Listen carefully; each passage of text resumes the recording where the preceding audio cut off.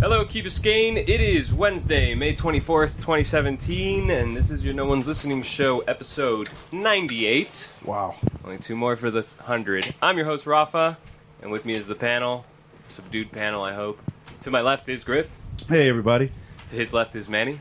98 degrees in the shade. That means the next one's 99? Real hot. The next one's 99, right. Yeah, we can get the Prince song for that one. To his left is Bobby. Yep, what's up? The 4-panel test. And that is the whole panel today. We're going to start how we always start. We don't have the harmonica, but I can make a whistle sound. It's weekend talk. Wow. Well, I think I know what we all did this weekend. That party that we were announcing, Saturday, May 20th, Chicken Liquor in the ski hole. It finally happened. What'd you guys think? Well, I mean, I think it's fair to say that it lived up to the little bit of hype that we gave. So we didn't set huge hype, but it was, spectacular. Yeah, it was such a good time. Everybody. So many high points, and so many, just the progression of that day from just, getting ready to the scramble and to, unloading at the end of the night. Yeah, nothing but unloading at the end of the night. Were you part of that, Bobby? Griff was. Bob lost a sandal. Yeah, well, a little flip-flop. Yeah, but the event was a success, I think, in general. It was our first time doing it out here. We got a good crowd. So we definitely know that for the future, we could definitely probably get more. Let me give a little recap of how it went for me. So I was tired of hearing about it. I thought nobody was going to show except for us. What, you mean like a Saturday at the beach club or something? Your little group? Exactly. Get about 20 chairs and everyone. That's what I thought. And so I kind of derelicted on my duties. But Griff came through. Got Gannon to come through. We finally, the day before, we found a ride for all the equipment. Austin came through really big, lending us a boat also. Andy came through. He was shuttling people back and forth. And so finally we get to the boat, or we get to the thing with all the equipment, and it starts looking up. You're just man, this is a lot of equipment. This is going to be something, The first boats start coming. Okay, we got something. A rainstorm on the horizon. No, not at all. A nervous energy from the band because they also invited a lot of people, and let's just give props. I mean, Griff talking, great event and all that, but it really all starts around, the event was built around the band, and the band, they delivered. Even though, they only played for 30 minutes and then, a second set, we'll talk about that, but they delivered. And the band was nervous at the beginning, people coming and, but the place looked great. You think they were nervous? I think they were. I think they were a little nervous, yeah. If they were everything was gonna excited. hold up. Well, nervous energy. Nervous is not a bad thing. I mean, you have to. I tell my kids before a big game, hey, if you don't have butterflies, it's time to stop playing. If you don't unload before the big game, you got problems. What do you mean, clear the pipes? So anyway, they came out, then suddenly people start showing up, and it's just more and more and more people. I see the harmonica. More and more people. And they finally all come out. There's so many people on the boat. I thought oh yeah, we'll play some dominoes or something. Yeah, right. Yeah, There's right. no room for anything. People in the water, tons of boats. I mean, I talked to people who I thought didn't make it, and they were yeah, I was just on a boat that was really far. That was oh... That was kid great. friendly. For anything to work in Key Biscayne, it has to be kid friendly. Super kid friendly. All ages came out, and then the band just killed it. I think everybody was just very surprised at the sound of the songs and everything for a contemporary band to sound like that. Oh man, they just exploded. Yeah. I don't know if you've seen the video. Rafa, we've got a lot of good footage from that, so stay tuned. We got to put something together. We're gonna get that all together. So the band plays the set, which is their whole album. They play it all in one go. They're already in our playlist, right, for tomorrow? No, because they won't send me the songs. What do you mean, from the live event? Didn't we record it? Yeah. I have the recording, and I have to cut it up. Did they sign the papers? I saw they had... There was one big guy. Was he their Was he the bouncer or just the big roadie guy? Who was Roadie guy. What's his name? Tico. Yeah. Super nice guy. Tico was great, man. Yeah. Yeah. And so they play, and then Ruben jumps in the water. It's like naked and jumps in the water. Well, not naked, Well, but, Javi like, talked down to about his- the Jim Morrison moment that happened at the Marine Stadium that never really happened. So Javi mentioned that. Javi mentioned on the show the week before, and when you guys said, "Wait a second, that didn't really happen," you said, "It doesn't matter." He said, It happened here. Yeah. So Ruben did it, and they played the 30-minute set that felt like, as it was built, don't worry, it's going to be high energy 30-minute set. Usually a band finishes, and what do? Unload. No, they play an encore, right? I mean, there's always an encore. Usually, yes, there is. Usually there is, but in this case, Ruben, before he's like, I'm not doing an encore. Yeah. He took off his clothes, stripped down to his Skivvies. G.I. Joe skivvies. Those were, I think they were camo, weren't they? And he just jumped in the water, man. And he just kept swimming out to his buddies who were out there in front. It was beautiful. Yeah, I think the only reason the majority of this went down on Saturday, and the idea behind it was Javi, his brother, the drummer. It was his idea, and he had a vision for it more than a year ago. Right out here, right? He came out. No, to the actually, show. before that, I remember at Austin's bachelor party, he wanted to do it, and we were all game for it, but he was just having a kid, and he was about to start having a kid, and time didn't work out, and it worked out perfectly on the 20th of May. And the day was beautiful. We thought it was going to rain. It didn't rain. Was that the 20th of May? The 20th of May. Oh, that's my anniversary. Okay. Really? Yeah. Is that... What anniversary? Not anniversary? anymore. But for those Yeah. who don't know that, on the 19th, the day before, they actually played at Gramps the night before, so they got very few hours of sleep. When I showed up at their house to pick up all the equipment, Ruben probably slept 2 hours. So they were already tired, but they showed up with some croquetas and pastelitos from El Brazo Fuerte like Bakery. any good Cuban boy would. And we loaded up on croquetas, we loaded the equipment, and we came over here. It was a success, and it was all because of Javi. Yeah, Javi really made it happen with his... he's very... what's the word? I guess you... In Spanish, it's called exigente. Yeah, exactly. A-type, I think, is one way to say it. Yeah, I mean, and he just thought about every single aspect 100 times, and But it makes sense, though. I realized it all did. When he was putting his equipment together, it all made sense I to think me he why felt. I think he he's so felt the OCD. support that he had. He felt that we were able to support him. I mean, we all came together. Rafa, you say you dropped the ball on this and that. You didn't really, because you got the right people involved, and so everybody stepped up.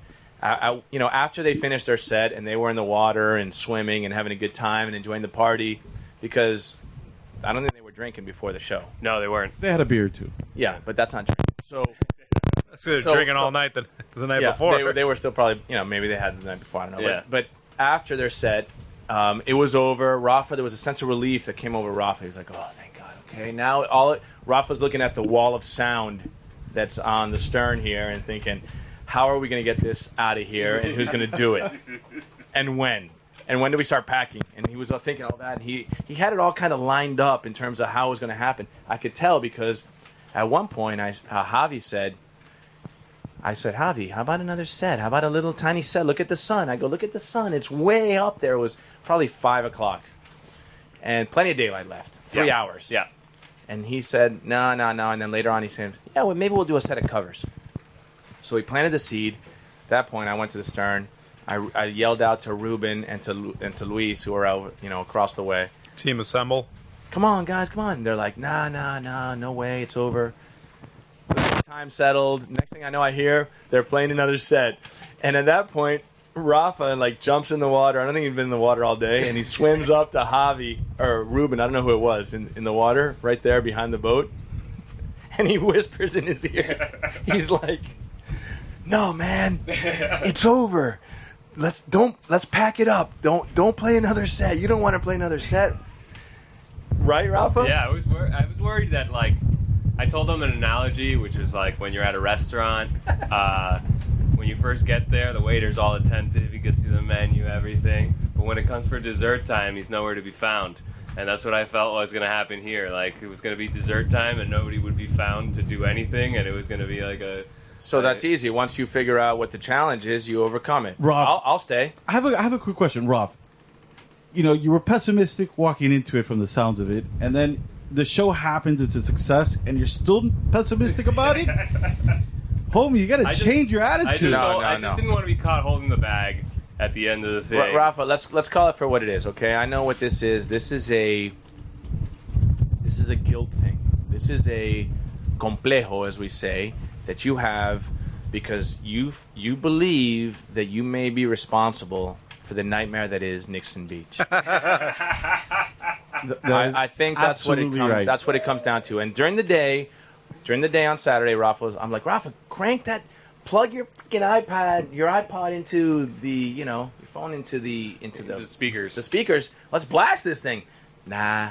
No way. That wasn't going to be the boat with like the super loud music all day. You know what, Manny? You're absolutely right. Yeah, it was like. But that's what the whole point was to be the boat with a super loud band playing. The band, yes, but the rest it was. And kudos to you, man. I'm going to raise my glass right now, and wherever you are right now, unless you're driving. If you're driving, Rafa, kudos. Beautiful job. Well, it wasn't me, man. No, it was me. you because Griff you picked us. A bigger hand than I did. You picked Griff. You gave Griff his job. I know that because I was at the meeting. Well, cheers. It was a great time, great event. It all worked out. The band loaded their own stuff on the way back. I didn't even have to do anything. How about dad? How about their dad? That's the other thing. So two of the members of the band are brothers. And the dad, Ruben and Javi Millares. And their mom and dad were here. And dad sings on one of the songs, on the last song on the album, which is a song about Ruben's new kid, who he had a kid like a year ago. Manny Millares is his name, actually. Manny Millares. Not Millares. I know. That's how I was saying that for the, And so he sings this song where the dad, like, speaks of all the things he's going to do with the kid and stuff like that, and how he's gonna spoil the kid and let him do whatever he wants. And so the dad comes and sings the song, and it's super high energy. He's like yelling. It was great. Then he also sang All Along the Watchtower later. That was good too. I missed that. Oh, you didn't see him? Yeah, I missed that too. I think I was underwater. So I was super happy that Bob. I told everybody I was like so happy that you came, Bob, because I know you had a rough day all the way down to the Keys, and then you showed up anyway. Like I thought for sure you were gonna be like, can't make it now. Yeah, but you came through, man. Like made it, and you were here for the second set. Like you. Yeah, I was here for the second set. I showed up around 6 o'clock. What were you telling me when you got here? You saw everybody kind of. Yeah, everyone was a lot more on another level than I was. And from what I heard, like everyone that I was with in the second set started, they're like, man, they're a lot looser now than they were that first set. They're a little more collective and calm. The second set, they started getting a lot more I think with the upbeat. I was telling Manny that with the covers, they never played covers. They had another band before. Oh, let's get a trivia question. Go, Rafa. No, we'll do the trivia after the weekend. But they had another band before, and there's just never been a cover band. So when they start playing covers, it's not something they rehearse. It's just something they kind of know from being musicians, type of thing. So that's why probably the covers were a little looser than the other thing. But they played Gloria as the first cover, which I thought was such a good cover. Gloria. I broadcast that one. You took it down though off the Facebook page. I have the video. Yeah, but you got the video. Yeah, I got to take it down. But man, it just overall a great day. And I was there the night before at the show at Gramps because I wanted to go check that out. No, hang on a second. Not that Gloria. Yeah. Griff, you're singing Gail Gaynor or whatever. Yeah. Gloria. No, not that one. That's Gloria, man. Is that what he did? Gloria. I did it. Gloria. You did it? Me and Bob were on the same boat. I know it's the other one. But yeah, it's the other one. So what was the speaking of trivia, and you mentioned there used to be another band. Let's give a prize away. Let's give. Okay, so you are. It's Wednesday, May 24th, 2017. It's about 5 to 7 p.m. Humidity's about 95%. It's episode 98 of the No One's Listening show, Key Festivities, and we have a trivia question for you. If you know the answer, 305-361-8557. Or anybody's number here on the panel. Just call right in. So say the trivia while I look for my phone. What was the name of the band? Chicken Liquor used to be known as, or is the incarnation from another band. What was the name of that band? There you go. What was the name And of that you band? know what's a reward? You get a koozie. Calusa Club koozie? There you go. You get a koozie. Are any of the key listeners going to know this trivia answer? Probably not. Maybe.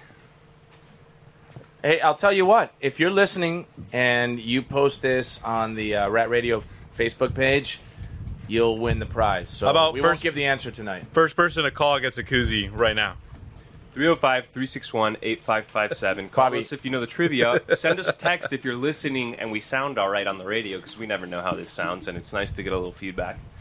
305-361-8557 is the number. It's Wednesday, May 24th, 2017. This is the No One's Listening show. Let's move on from the That weekend explains talk. it. The phones are silent. All right, well, that was your weekend talk. We move on to the next segment. That was a one-day talk. Yes, one day. That was the whole weekend. Gotcha. And this is called Talk of the Town.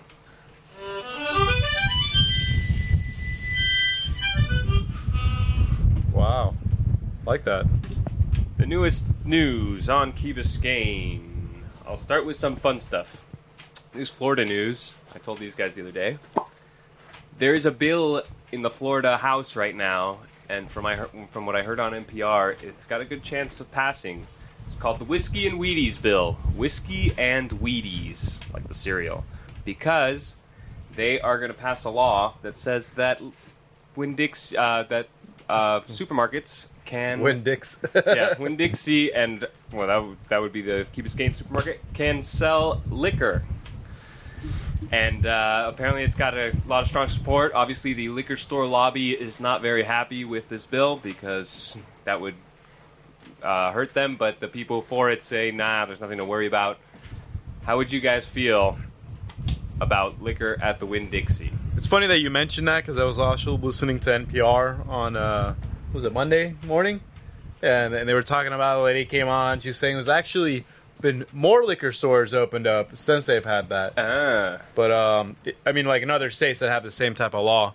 But there is still some grocery stores that have liquor stores. They're just not connected. Yeah, exactly. You know, there's a bunch of Winn-Dixies, Publixes, and they're just like in the same thing. It's just like next door. You gotta walk right next door. It's literally next door of the same building, which is like, which is good too. But here, it would be really nice because when I go to, I mean, you know, you're doing your shopping for the week and you're ready to, so you're picking up everything. You got your list and everything. You can do it here. We have a Winn-Dixie liquor But store. you have to make another No, stop. because then I'd have to make another stop. You don't all have to make about the another stop. stop. It's in the same place. You just got to walk here and walk out. It's two transactions. It's not on my. It doesn't go into the same cart. It's not the same. I would love It's it. not the same. It's not the. I mean, I go. I buy my beer at the Winn-Dixie, and when I do my food shopping, I wish I could pick up a bottle of whatever I needed. You know, Makes I sense. think What it's about in other states where they have like wine and spirit stores and not liquor? You know, you can only buy like beer and wine out of this store and then liquor at this other store. That is so inconvenient. It's pretty annoying. Yeah, that is horrible. And so Florida looks to lead the way, or lead some kind of way in doing this, and I am happy for it. All right. Some Key Rats opened up a bar in downtown. I haven't been there yet, but I saw wanna- some good pictures. I want to go check it out. It's called Black Market Bar. Black Market Miami. It's called. Oh, yeah, Black Market Miami. Done by Red Rabbit. Yes, the Red Rabbit guys, which is Shane Vernon and Mike Mora. Those are the Key Rats. And then there's a third guy who is not a Key Rat, and I don't know his name. Alex something. I think. And they opened a bar, and it's like a sports bar, but like a little bit of, I don't know how to. It's like Clubby. A little clubby, exactly, but not too clubby. It's got a pool table. It's just a little more refined than going to Flanagan's, just a tiny bit more. It's in downtown on First Street, right next to the Olympia Theater there. And from the pictures, it looks pretty good for what they're trying to do. You know, I'm super happy for those guys. Yeah, it's a unique thing actually. It's a unique proposition. Downtown Miami doesn't. I mean, it's not really known for that, but that's cool because when you have to go to a place, an area that maybe you know there's only one spot or. And it's still close. But Still downtown close. Miami is becoming something It like is that. 'Cause becoming all something those like that. condos Yeah, that are there eventually now. they're going to. Now you go there and there's like a Winn-Dixie on every freaking corner. You turn here, Winn-Dixie. I mean, not Winn-Dixie, sorry, 7-Eleven. a 7-Eleven here, 7-Eleven there. Like there's 3 or 4 7-Elevens in downtown Miami that there's not even parking to. You know, they're just on the corner near the condos. And those guys are. I mean, those guys know what they're doing. And they know how to produce and promote. You know, a place and events. So there's not really sports bars like that. You know, of that ilk. You have the American Airlines Arena and Marlins Ballpark, which are going to have professional players every day of the year coming through town. They're going to want to go there. They're going to hear about it. They're going to see the old school stuff. They're going to see the refined kind of element of it. The promoters are going to get to them, and that's where it's going to go. And what I understand is that the space upstairs, do you know about that? Yeah, that there is a space not ready yet. They have a space upstairs that they're going to turn into a... Speakeasy? No, into more of a club. So basically the idea is, I was talking to Buzz the other day. You know Buzz? Yeah. Former mayor. He was telling me that the idea is to have the downstairs open sort of during the games, while the games are, you know, till about 11, 12 o'clock, and then everybody filters upstairs. That's good. And then when you want to get out of that scene, you go downstairs to chill out. Right. Oh, I like it. So I haven't been there yet, but I did talk to somebody who went, and the first thing I asked was, how much were the beers? He said $6 drafts. And I said, Not bad. That's not bad at all. I thought there were going to be more. Actually, they've been on Instagram. Follow them at Black Market Miami. Check them out on Instagram. They are daily showing what the promotions are. They have a happy hour. I think it's 4 to 8, and they're that's a long happy hour. Yeah, it's a good long happy hour. You can get, that's after work. It's perfect. Yeah. You can be home, go till 8, and $4 beers, I think, and $7 well drinks. So 11's right around the corner. Food. Yeah, 4 to 8, and then you go to 11. Or the corner. So You can tell it's an all-men panel today. I really like the idea of the 8 o'clock finishing of happy hour. A lot of places finish at 7, and it's like way too early. Yeah. 8 o'clock is just right. Some Yeah, of them it even is. do like 5 to 7. Like 4 o'clock is happy hour. Yeah. 5 o'clock is already like in the wintertime. It's already dark. Yeah. You can't have that. 4 to 8, that's good. Nobody does till 9. If not, that would be awesome. But the bars that do till 7, it's like you always get there right when it's done, and you're just like, I hate It really and should let's be. face it, So it's 8 nice to have hometown boys, with the place. So you go there and you feel like, hey, man. Man, we've been seeing these guys do this kind of thing, promoting and throwing parties and all that stuff for 10 years now, and for them to open a bar and to be self-funded to a certain extent, because I read an article, they're not self-funded, sorry, but they didn't get any PPT money or anything like that. They got all... Hey, for those that don't know what PPT is Papi Paga Todo.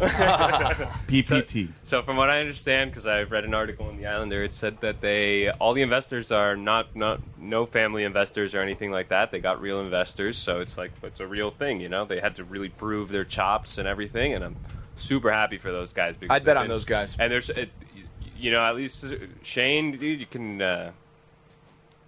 Such a good guy. I've always been real cool to me. So, cheers to them and cheers to their bar. Hope to go there. Let's go. Hey, what do you say we do a Rat Radio field trip over there and do like a lunch, and we'll do a happy hour. Let's do a happy hour. All right. Rafa, make a note here. Food review as part of our segments research. Happy hour round. We'll go to a place and do Not that. bad. Figure that out. Okay. I like it. We'll talk to the producer and plug that in there. Well, I got a little something here for you, Manny. There's a new little group on the Key. Very important group. You might want to get involved. Called Friends of Cape Florida. Why don't you tell us a little bit about what Friends of Cape Florida is? Friends of Cape Florida is a. Wow, Rafa, I didn't know I was supposed to prepare on this one, man. I asked you earlier if there's anything I needed to. I forgot, but I thought you could just talk about it because you went to a meeting on Monday. Why don't you tell us how that went? I'm glad I brought my raincoat tonight. Friends of Cape Florida is a board of sorts at the state park. They have a group of citizens who want to see that place. The most important part, being a friend of Cape Florida, do you get into Cape Florida for free? Well, I'm going to buy all of you guys a membership, so you guys are all going to be able to go in. Wait, so what is the mission of Friends of Cape Florida? Griff is dying right now. Okay. Friends of Cape Florida is it's a board of directors or of citizens who are part of a mission that the state park has now. The state park for a long time here on Key Biscayne was It's Bill Baggs, right? Bill Baggs State Park. It's them versus Key Biscayne, and Key Biscayne versus them. There was an animosity there, and it was only because of people didn't realize what a gem we have there. So there's a new leadership there. Numbers 1 and 2 there are spectacular. Art and Lou, they've decided to come in and say, you know what, we're going to reach out to the community and we're going to have them, be more involved and recognize and be part of our place. So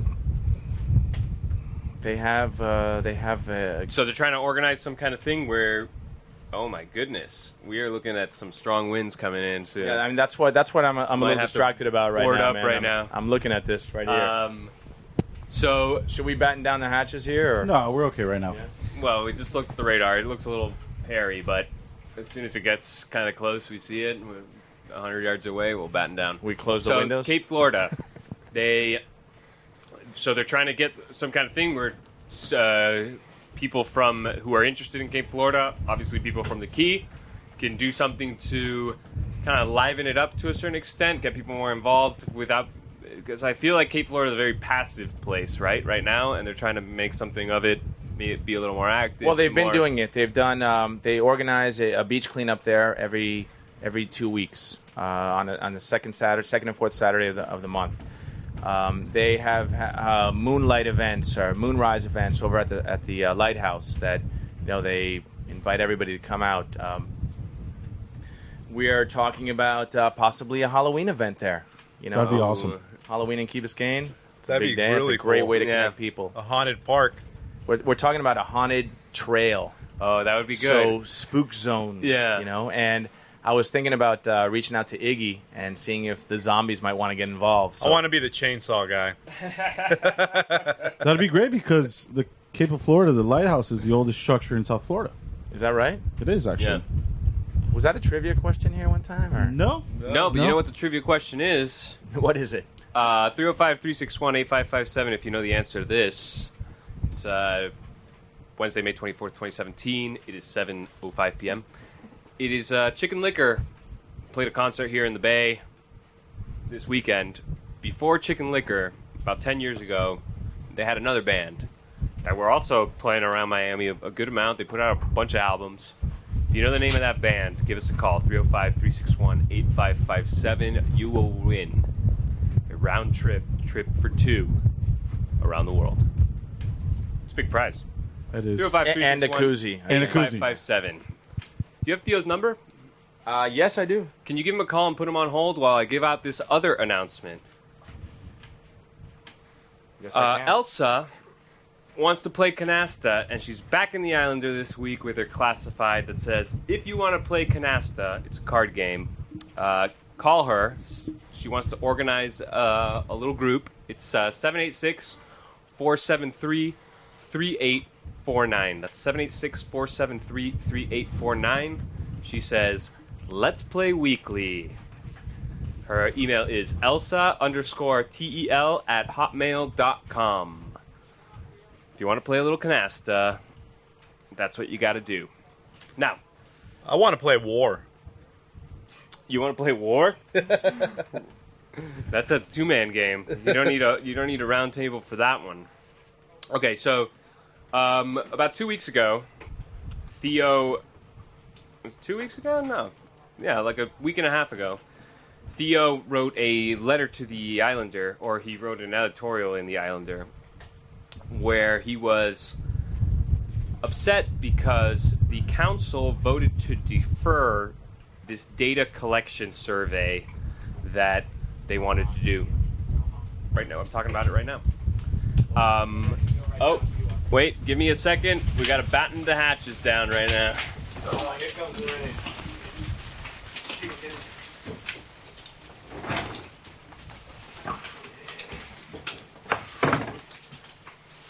All right, listeners, we are safe. I might want to close that one, too. Okay, so about... There. Well, get them on your mic, and we'll get it all going. Listeners, if you are still with us, about a week and a half ago... Oh, just do it from yours. About a week and a half ago, sorry, Theo wrote a letter to the Islander saying that there's this data collection program. Well, maybe he can explain it better. Or you want me to talk to him? Okay. Sorry to the listeners for being so... Theo, can you hear me? Yep, I can hear you. Okay, so why don't you explain, number one, first what the survey was, and then what happened in the council? Briefly, please. And I remember the survey, but just in your own words, what was the survey? So, the original intent of... Well, let me take a step back. There was a survey that was done about 10 years ago, in part questioning what the residents wanted out of the community center. From that, there were a lot of decisions that got made around what was included. There were a number of threats, and people sort of got the impression, I think, from that surveys should be used only to solicit opinions when necessary. So when there's a burning question and you want to know what the majority of people think, sort of like an election, you would survey them. Okay. I remember taking this survey. It asked a bunch of things about like how you're using the community center. It asked about other things on the Key too, not just the community center. Right. So fast forward to about 2 years ago, and there was an update to the community center. And as part of that, we added an addendum of a series of questions about how do you want to be communicated with, how do you feel about the safety of the village, a general sense of well-being in terms of, essentially how responsive is the village to your needs. Yeah, and how are you feeling about the way things are going on the Key, basically? Right. So, which is great. You get a single data point, and you get to somewhat prioritize to say, well, compared to other communities of like size and so forth, we're doing better in these areas, and we've got room for improvement in these areas, which, is helpful when prioritizing. What Yeah. it's not helpful for is understanding the changes. It's a single data point. You don't get to see how did this question compare to when that same question was asked 2 years ago, 5 years ago, 10 years ago. You're constantly forced to be reactive. I You're see. never able to trend where the sentiment is headed to actually... one of the things that people complain about government is that it's super reactive. It doesn't have to be. It can be proactive in identifying this is going to become a major pain point. We need to address it before it reaches that. Okay, and you guys had decided that you were going to do it every 2 years, right? Correct. We worked with a company that had done the survey 10 years ago to redo it.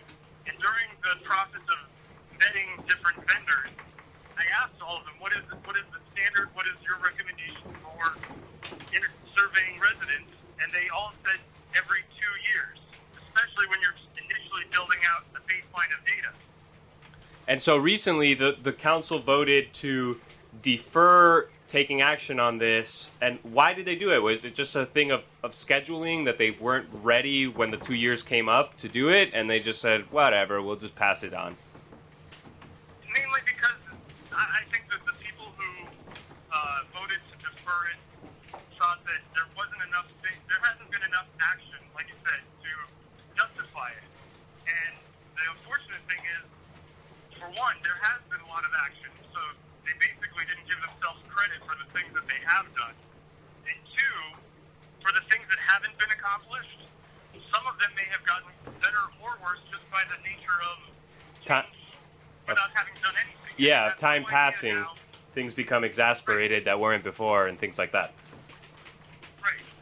So, to me, it was sort of this new school, old school mentality about government.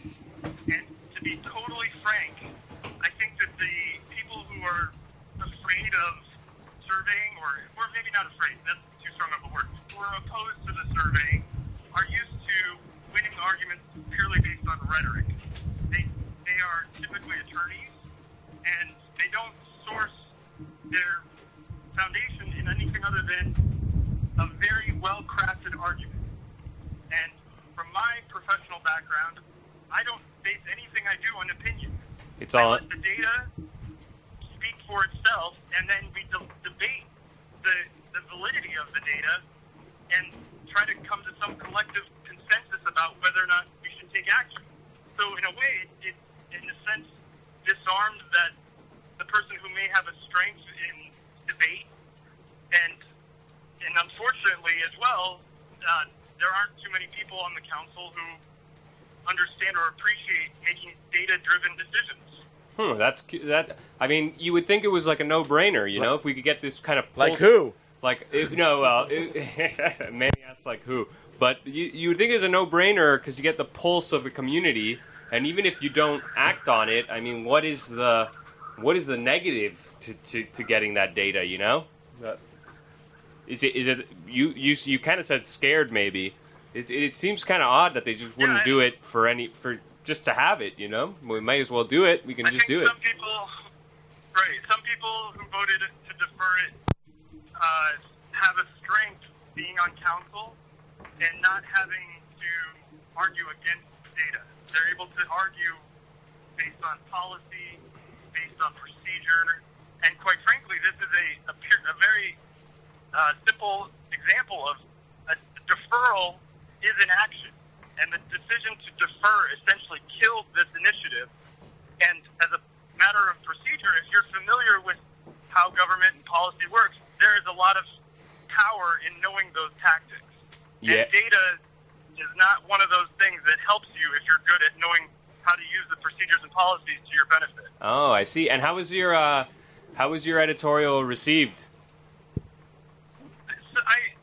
Editorials are tough because you don't get a lot of feedback.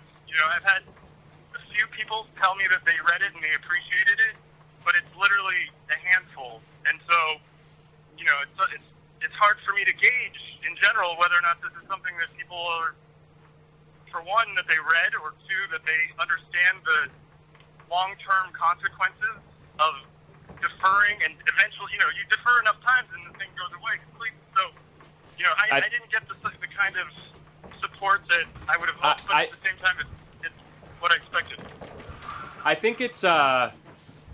I mean, it's good that you're saying it here, but maybe it would have gone over even better if you would have said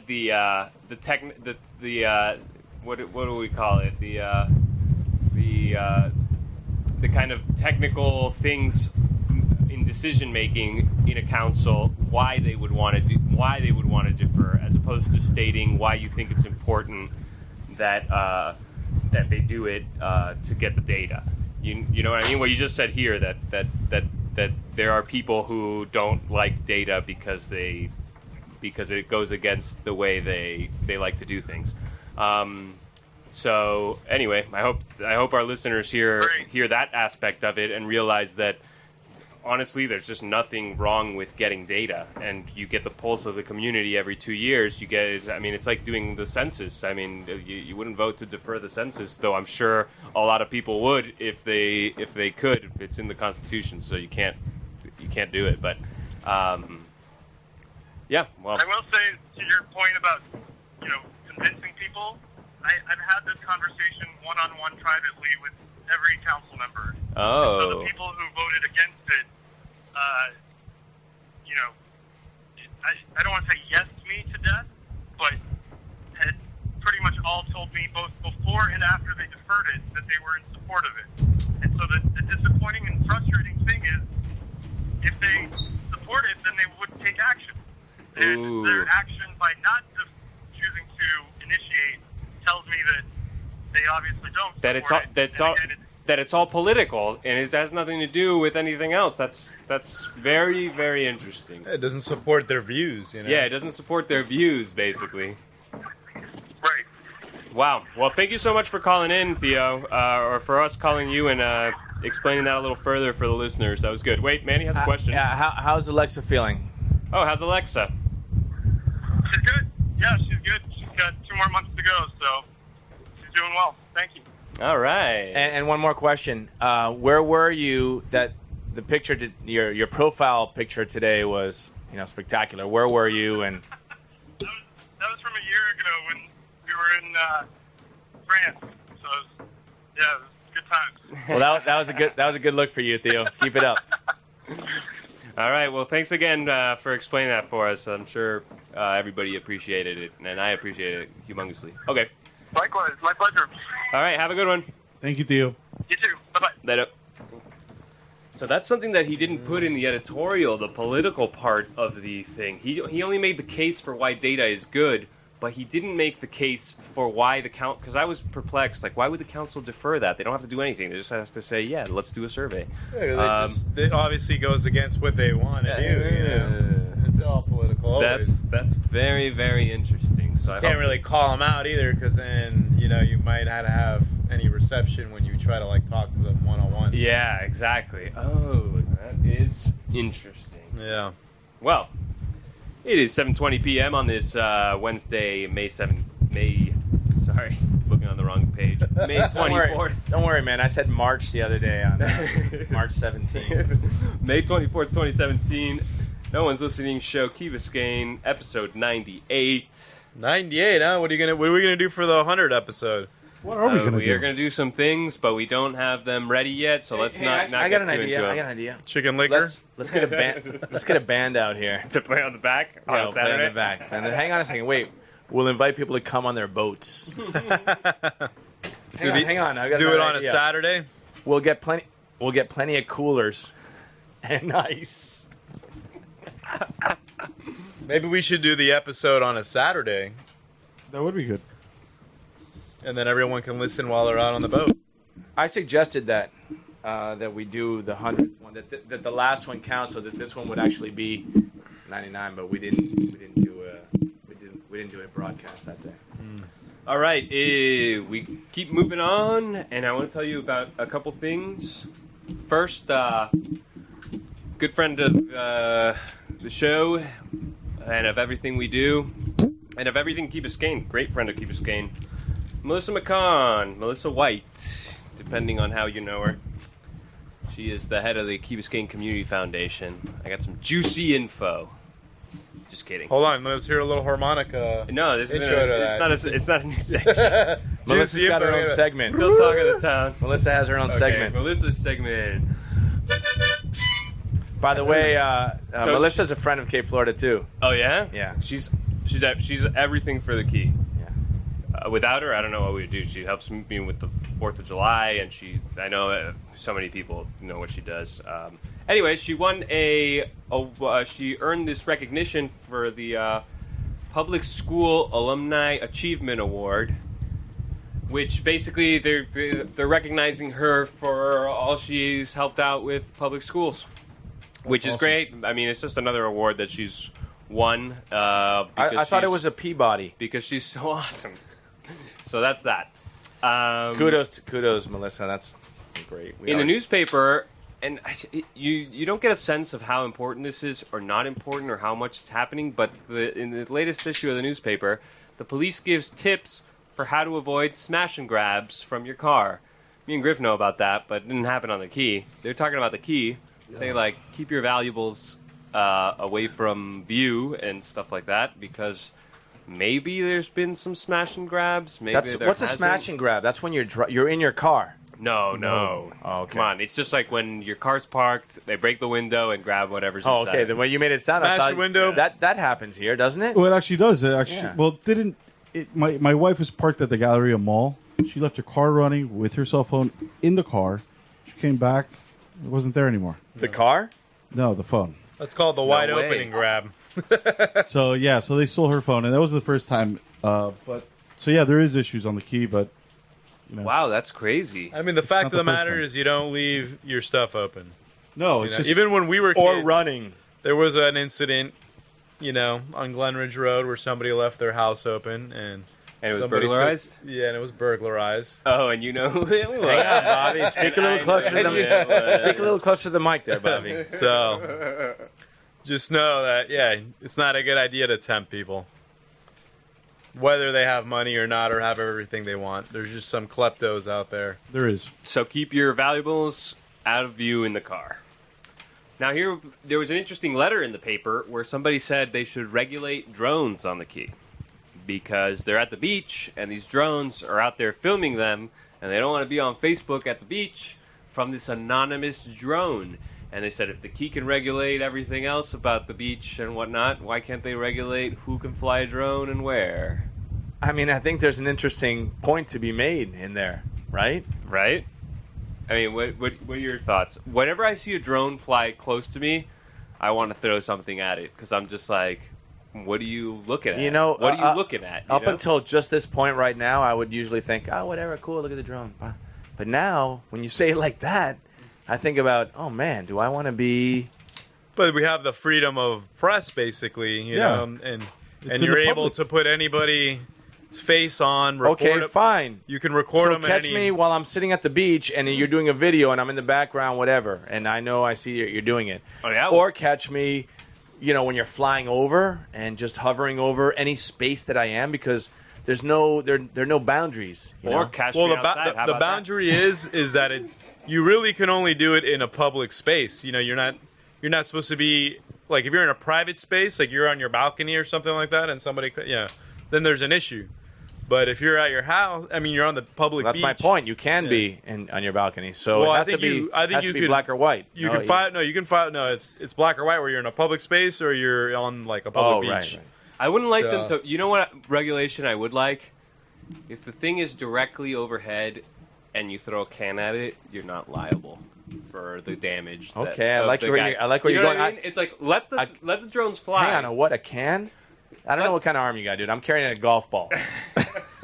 With a golf ball, I can get a golf ball like 150, like 100 yards. You get what I mean? It's like the regulations should be that you're not liable if you take a drone down, but slingshot. So then slingshot. It's up to the drone owner not to get close enough to get. Okay, that's shot. fair. So it's like the Wild West all of a sudden. Well, to a certain extent, it should be. It puts it on the drone owner. You can still fly, but if somebody knocks it down, it's your fault. Right. Is it you eat it? You know, you can't go to the guy for damage. That actually happened like a year ago, a little bit more than a year ago. There was a house fire up north somewhere, and the fire department was putting it out, and they kept noticing the drone there.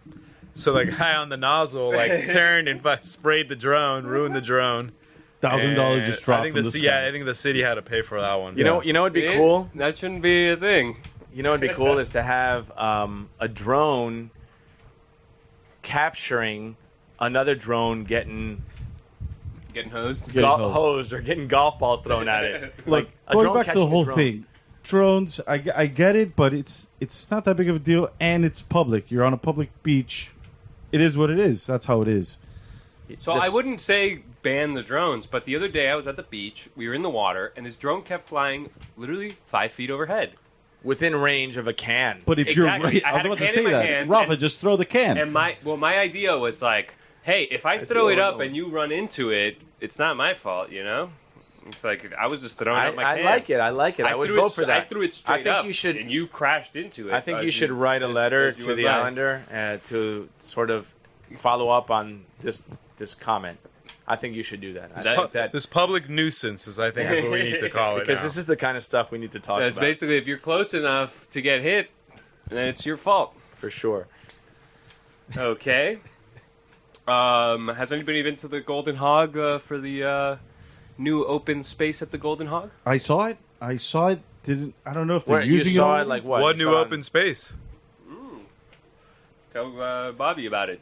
Well, we're going to tell a lot of people about it. We're gonna go in there and maybe ask to film it or interview it. But they opened the the unit next door, the Key. Oh, there was a store there or something. Yeah, they got that and they tore down the wall. Gotcha. And they expanded the Golden Hog, and now they have a more seating.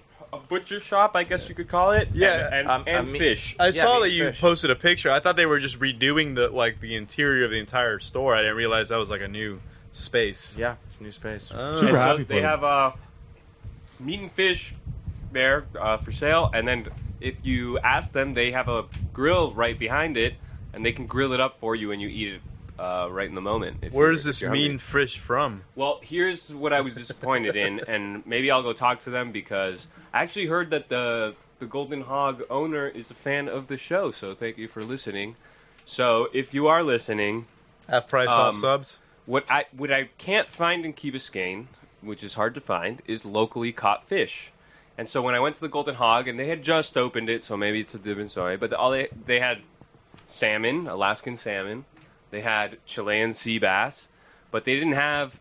What we need is somebody to go to the docks every day, get some fish, and bring it to the Key where I can buy it in a store easily, you know? Gotcha. A couple fillets. You Yeah. get a couple fillets a day, see if they sell or not, you know? There's But a if you storm told me- that's coming right now. If you told me You know that- what, Rolf? But I'm that- gonna have to that interrupt you. the Golden Hog is the place where I can get the snapper from today, I would be there. It's a complete possibility, and I'm sure they could do it. But like, I went to Garcia's the other day for lunch. I went with a friend, and he told me, Griff, you know that the food here is not even from here. It's not fish from local waters. And I'm like, what do you mean? It's Garcia's. He's like, no, they buy it from from the country. Well, No, they you're not going to import get a hogfish from the country. The hogfish are native to around here, and that's where you're going to get them. Well, right? they're from the Bahamas too. Yeah, that's what I mean, though. No, but you know what? Actually, the charter, but like, we got the charter boats here, and that's usually a good place to get fish. But I remember, it must have been 10 years ago. They caught them. Yeah, caught them buying dolphin from South America and then selling it as as like they freshly caught dolphin. But they got busted by the whoever Fish and Wildlife or forces something. But it would be amazing if they do get it, and I hope the owner of the Golden Hog is listening. We look forward to your expansion. We're very happy, and keep up the good work.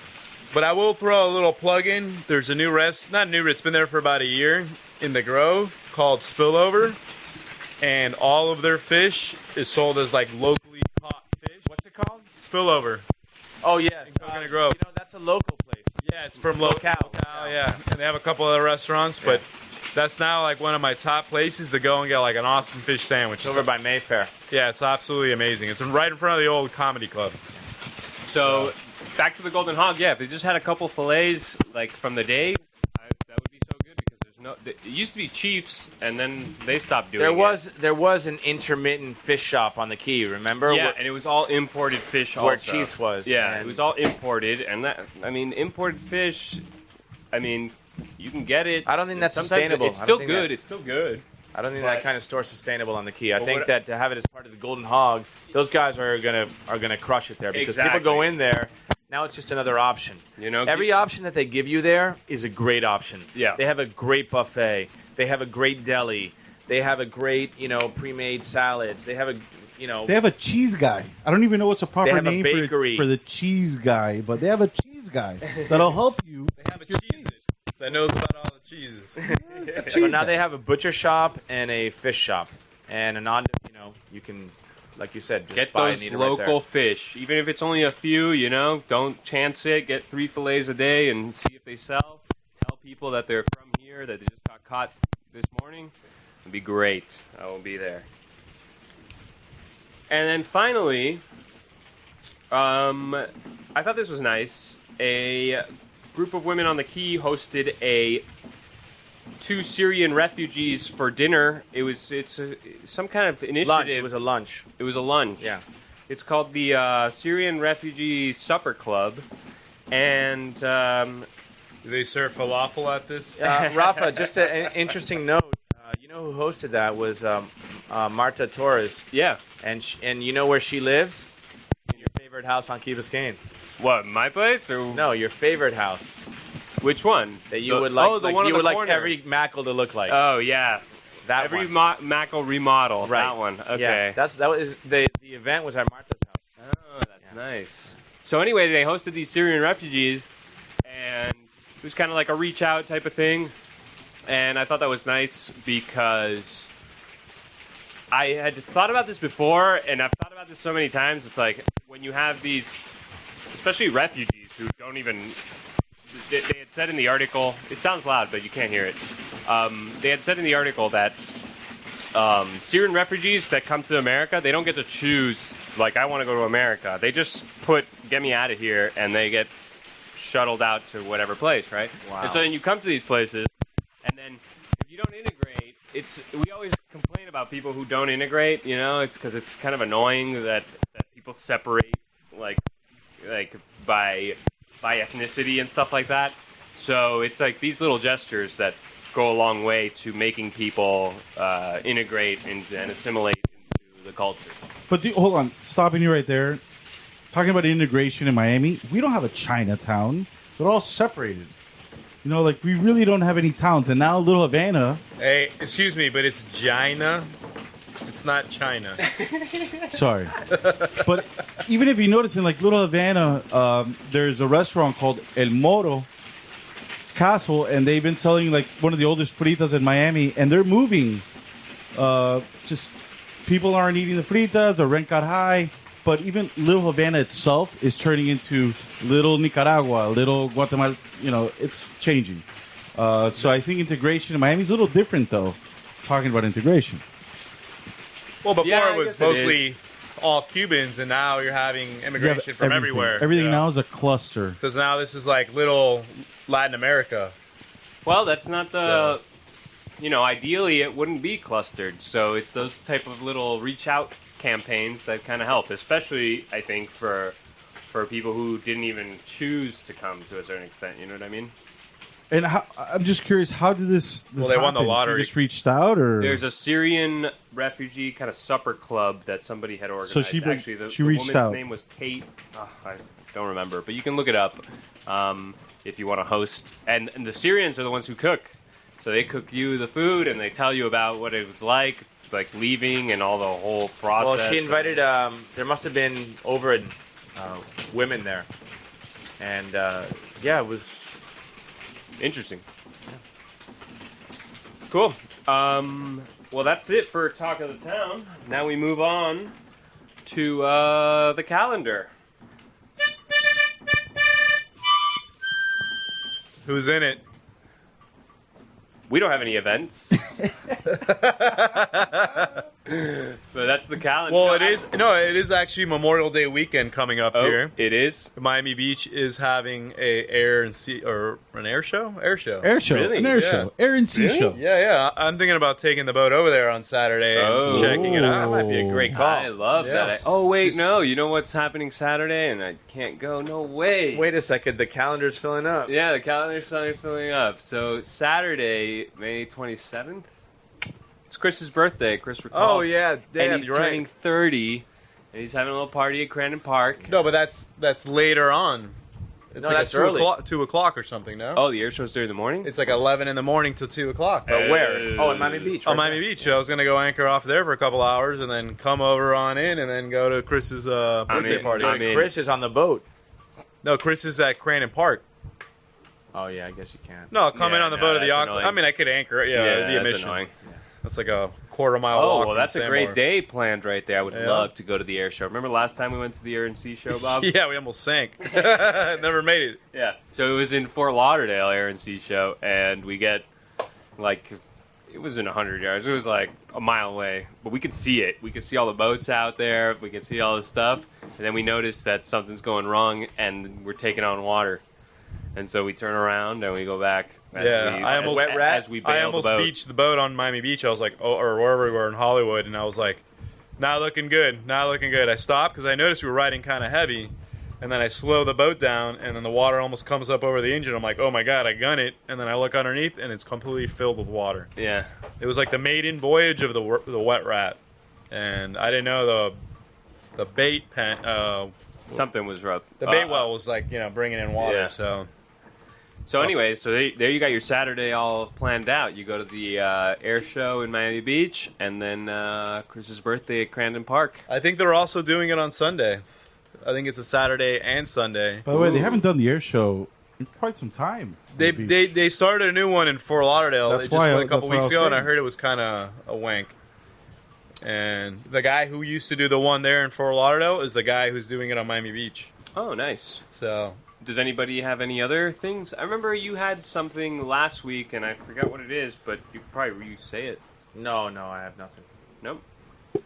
Okay, well, that's your calendar for next week. Quiet well, weekend. I'm sure that Quiet Key Memorial Biscayne is Day. also doing a memorial thing at the Village Green. I'm sure with the whole. Oh, yeah. That's so Guaranteed. early in the morning that I never make It's it to usually that. about 9 or 8 in the morning. Oh, there's an event for Venezuela. Let me mention that real quick. There's an event for Venezuela in Wynwood. Okay. You know geez, what? I told my cousin I would say this. It's funny you mentioned that because the day of the show on Saturday, there was a Venezuelan rally at the Jose Marti Park, and it was full of Venezuelans, obviously because it's a rally. But I asked your cousin, I was like, hey, you're Venezuelan, did he go? And she's like, no, man. So it's just funny you mention it. Well, I mean, she's busy. She has her kids. So.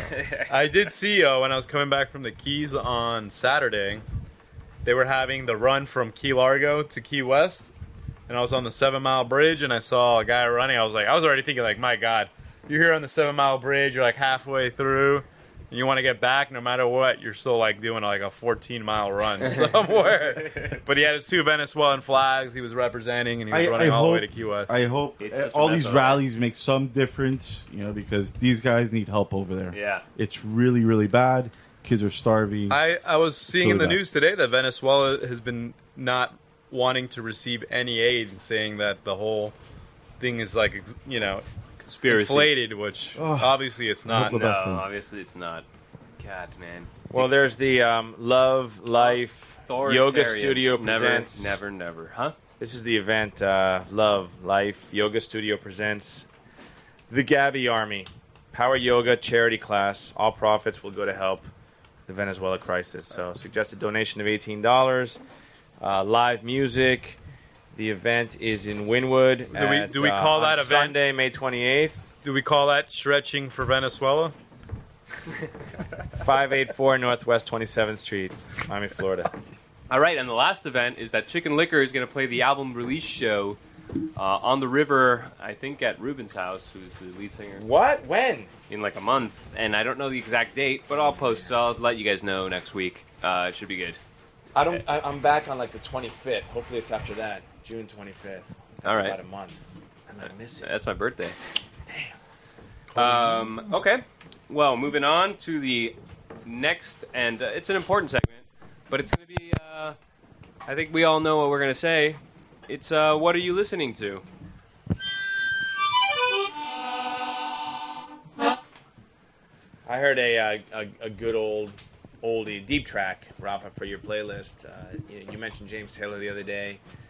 Your Smiling Face, that's just a song that, hey. Oh man, I'd love to hear that on the radio. It's on the radio, a live version too, it's so good. That's the one I was going to request. Yeah, it's so good. All right, great. Well, that was my pick. So all right, that shout is out good.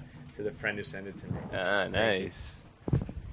I got one. I have something on a radio station on Google Music, and it's a company, a band called Levitation Room, and the song name is Firebird Lane. For some reason, for the last few weeks, I've been listening to like surf rock, and I'm just getting into it, and it's great. So yeah, it's really good. Check it out, Levitation. Surf rock. I kind of like it. My pick is Chicken Liquor. Oh man, that was going to be my pick next week. I don't know the name of the song, though, but I will find out soon. The first song? And I will be posting the Chicken Liquor whole thing. No, it's not the first song. There's this one they always play, and I don't know how to... Did they play it the other day? Of course they played it. Yeah, because they only have like 3 songs, right? No. No, they have more than 3 songs. I'm just kidding. That's what you said, Rafa. They have 10-minute song, 10 3-minute songs, so like a half-hour set. Man, that was amazing. Yeah. That was so amazing. I will let you guys know. Maybe I'll know by tomorrow when I post the show what the Chicken Liquor song is that I want to recommend. But it's a good one. Bobby, you have anything for us? No, I really haven't been listening to anything new this week.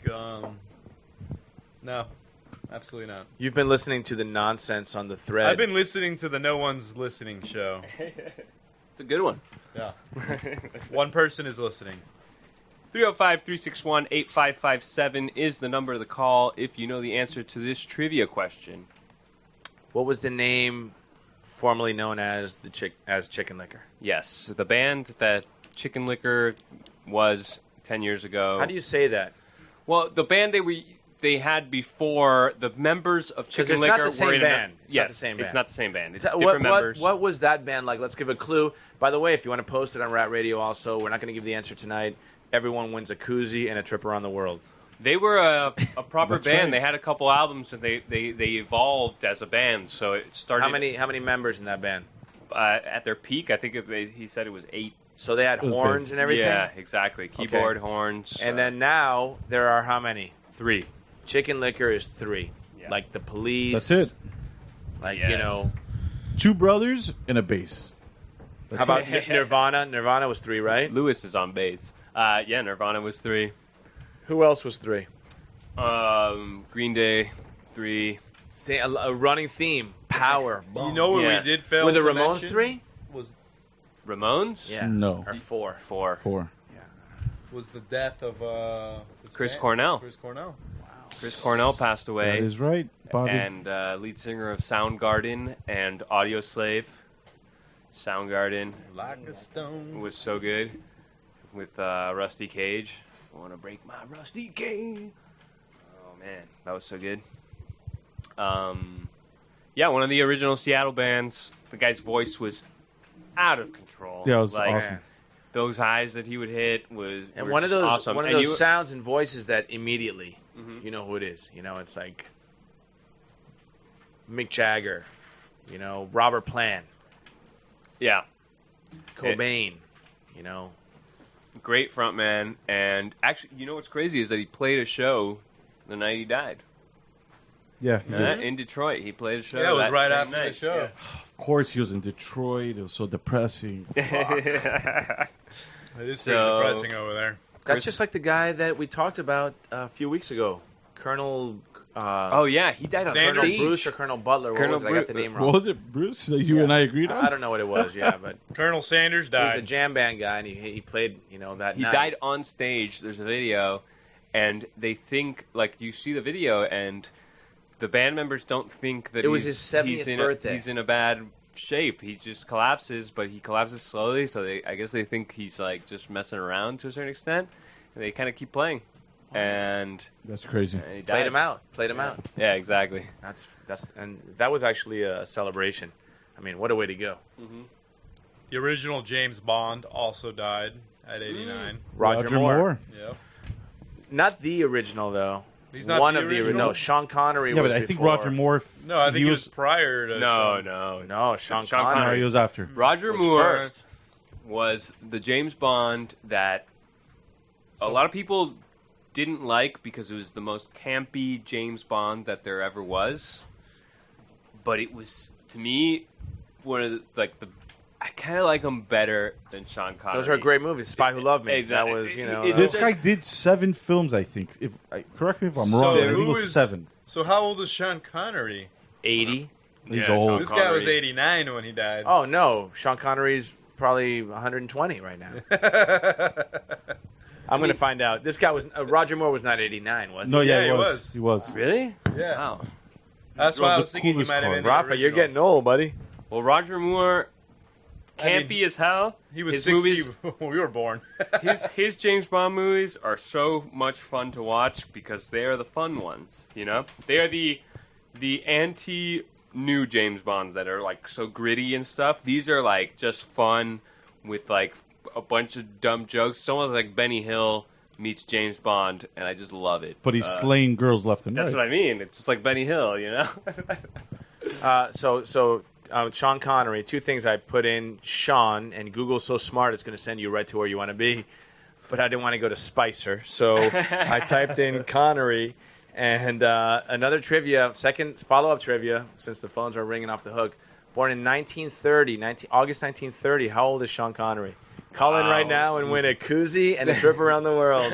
305-261-8557. He's 87? August 1930. Wow. 86. Come on. Give it a call. Crickets, crickets. I gave you the crickets, answer. Bobby, crickets, you win. crickets, crickets. Oh, that's crazy. That's crazy. So he was older.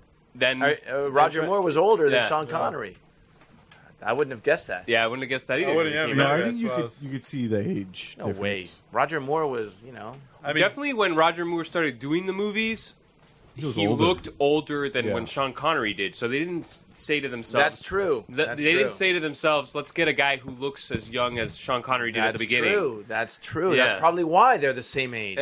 Because it was the progression. Although the current one is, Super Daniel young. Craig or something. Yeah, exactly. I haven't even seen that one. You know, Daniel Craig is he's not the biggest fan of the James Bond that he does.